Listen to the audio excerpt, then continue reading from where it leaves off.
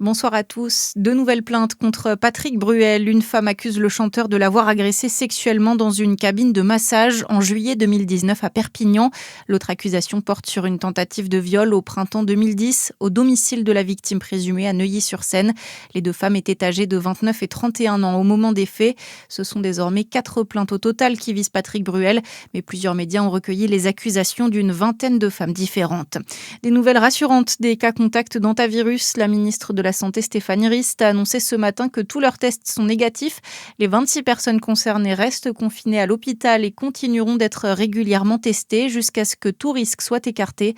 La période d'incubation pour la maladie peut aller jusqu'à une quarantaine de jours. Un incident isolé. Le groupe People and Baby s'explique sur l'alcoolisation d'un bébé dans une micro-crèche de Plailly dans l'Oise.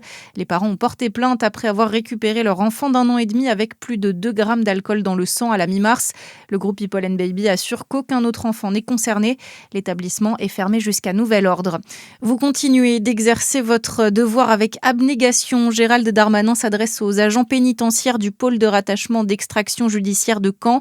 Le ministre de la Justice était sur place aujourd'hui pour une cérémonie d'hommage aux victimes de l'évasion meurtrière de Mohamed Amra. Cela fait aujourd'hui 2 ans jour pour jour que Fabrice Muello et Arnaud Garcia ont été tués par des complices du narcotrafiquant. Le bilan continue de s'alourdir en Ukraine. Au moins 11 morts après d'intenses frappes de drones russes au cours des dernières 48 heures. Au moins 7 personnes ont été tuées à Kiev la nuit dernière. Sur X, Emmanuel Macron estime que Moscou ne sait pas comment terminer sa guerre d'agression.